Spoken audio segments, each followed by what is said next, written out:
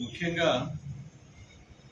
ఈ మీడియా సమావేశాన్ని ఏర్పాటు చేయడానికి కారణం ఈరోజు ఆంధ్రప్రదేశ్లో రైతాంగం ఈ తెలుగుదేశం ప్రభుత్వం అధికారంలోకి వచ్చినాక ఏ విధంగా ఇబ్బంది పడుతున్నారు మనం ప్రతినిత్యం కూడా చూస్తూ ఉన్నాం, పేపర్లో చదువుతూ ఉన్నాం, అదేవిధంగా టీవీలో కూడా చూస్తాం. అందుకే ఈరోజు ఈ ప్రభుత్వం రైతాంగాన్ని మోసం చేసింది, రైతులకి సరైన న్యాయం జరగటం లేదు అనే ఉద్దేశంతో గౌరవ మా వైఎస్ఆర్ కాంగ్రెస్ పార్టీ అధినేత శ్రీ జగన్మోహన్ రెడ్డి గారు, మాజీ ముఖ్యమంత్రి గారు పిలుపు మేరకు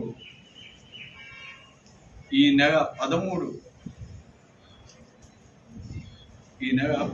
తారీఖు ప్రతి జిల్లాలో కూడా ధర్నా కార్యక్రమం ఏర్పాటు చేయాలని పిలుపునివ్వడం జరిగింది.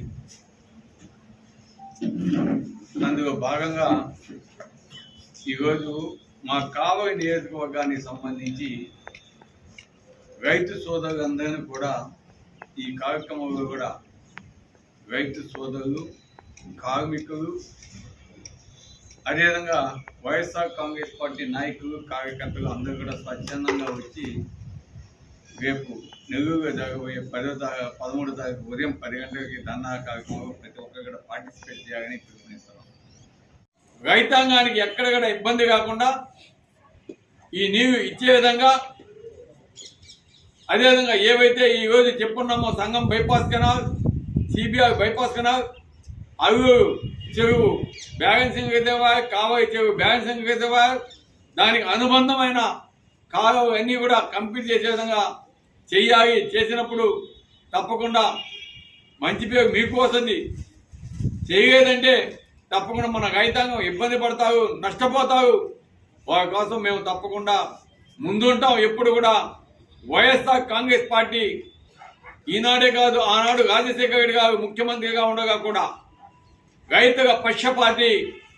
తప్పకుండా రైతాంగం కోసం ఎప్పుడు కూడా కావలి నియోజకవర్గంలో మేమంతా కూడా ముందుంటామని తెలియజేస్తూ, తప్పకుండా ప్రతి ఒక్కరు కూడా ఈరోజు జరిగిన అన్యాయం, రైతాంగానికి జరిగిన అన్యాయాన్ని మనం ఈ ప్రభుత్వానికి కవి తెప్పించేదానికి రేపు 13 జరిగే ధర్నా కార్యక్రమంలో ప్రతి ఒక్క రైతు కూడా కావలి నియోజకవర్గం నుంచి నెల్లూరులో జరగబోయే ఆ కార్యక్రమానికి 10 గంటలకి వచ్చి పార్టిసిపేట్ చేయాలని కోరేదానికి ఈరోజు ఈ కార్యక్రమాన్ని ఏర్పాటు చేసిన సందర్భంగా ఈ కార్యక్రమానికి విచ్చేసిన మా నాయకులు, రైతు సోదరులకు, ముఖ్యంగా మీడియా సోదరులకు అందరికీ కూడా ప్రత్యేక ధన్యవాదాలు తెలియజేస్తూ ముగిస్తాను. Thank you.